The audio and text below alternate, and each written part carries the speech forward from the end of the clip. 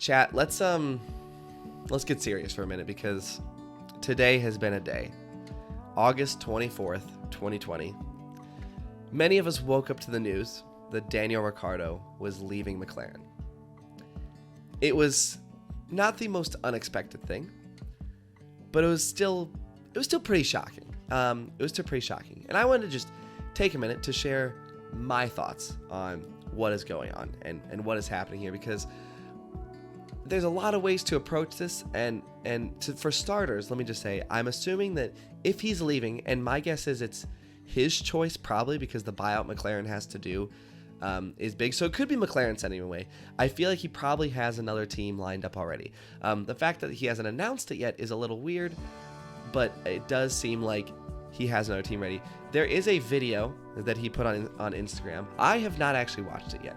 I've been holding off on watching it because I didn't want to watch it first thing this morning when I found out everything that was going on. So I think we all take a moment and we watch it together. Hey everyone, wanted to share some news.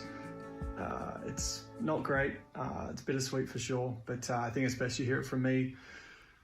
2022 will be my last year with McLaren. Just obviously we put in a lot of effort on both sides, but just hasn't worked the way we wanted. So the team's decided to make a change for next year. This isn't it for me, but yeah, we'll see what lies ahead. But just want to say appreciate you, and we'll see you in Spa. Okay, let's unpack that, because now having watched that video, it feels a little more likely that it was a McLaren decision than it was a Daniel decision. I know he said it was a mutual decision.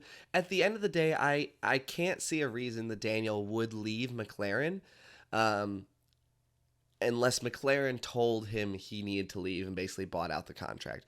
And it just doesn't, and unless there was another team he was already committed to going to. But based on that video, on some of the things he said and even just like his tone and his face, it doesn't feel like he has a team lined up at this point. Maybe I'm wrong. If you disagree, feel free to let me know, but it doesn't seem like he has it lined up at this point, which is a little concerning because there are a lot of people that do think Daniel's too old for the sport. Now, are they the people in charge of the F1 teams? I don't know at the end of the day. I don't know. Could another team snatch him up? Of course they could. Will another team snatch him up? I don't know. I could see an Alpine potentially taking him. Maybe Williams, maybe even Haas at the end of the day.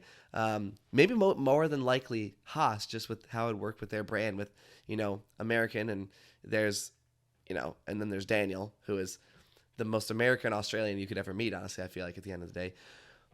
But at the end of the day, it feels like his future in F1 is not certain, which is concerning when the season ends in 3 months. It's August. The season ends in November this year, guys. Like, it ends soon. So all that being aside, there's a lot that happened in the background that we just don't know. We really don't know what happened, unfortunately. What I really want to talk about, because if I talk about Daniel leaving, I will just get sad, and we'll all get sad, but about who is going to get the McLaren seat. Now, there's a lot of options. There's a lot of options. Here's what I would love to see. Piastri would be a fantastic addition to McLaren. I think he and Lando could do very well together. Herta could go into McLaren, honestly. If they wanted to get really spicy with it, take Logan Sargeant from the Williams Academy and get him in a McLaren seat. If we had an American in F1 and it was Logan and it was in McLaren, that would make me happy. But I don't know what's going on. Maybe Pato O'Ward as well. There's a lot of options of who could get the seat, and it feels like something the McLaren will be announcing soon. Obviously, they're letting Daniel go, which means they probably already have someone in mind. Now, whether they've come to like a full negotiation with that person, whoever it may be, who knows? But at the end of the day, it feels like they probably have someone in mind that they want to take that seat, and they're either in the process of negotiation or they finished negotiating. I don't know who it'll be. My top choice, I I'd love Piastri in the seat, especially over the Sass with Alpine. Would love Piastri in the seat. I do think he and Lando would be a fantastic combo. But if I was to get my wish, it'd be Logan Sargeant. Logan Sargeant in the McLaren. I know it doesn't make sense. I know he's part of like the Williams Academy and everything. I would love to see Logan have a seat in F1 in a car that's better than the Williams. And I think we could still potentially see Logan in F1 this coming year. But that's a whole nother video. That's a whole nother topic. But at the end of the day, all we really know about the whole Daniel thing is that it's done. Like, he's done with McLaren, and hopefully Daniel will have a chance to race with another team, whether that's this year or, you know, he does an Alonso and takes a year off and then comes back. Who knows? Maybe that's what he needs. I will say, if Daniel is not in a team this year, like this next coming year, don't quite put him out of Formula One, because he is someone that loves F1 and will do anything to be a part of it, and maybe a year off would be good for him. You never know. It could be an Alonso moment where a year off is very refreshing and very good for him, and then he can come back even stronger to the sport. And I don't think, actually, I know that he does not want to be done with F1 at this point. So we'll see what happens. There are a lot of seats up for grabs next year, guys. There's a lot of swapping around. There's a lot of people that could go places.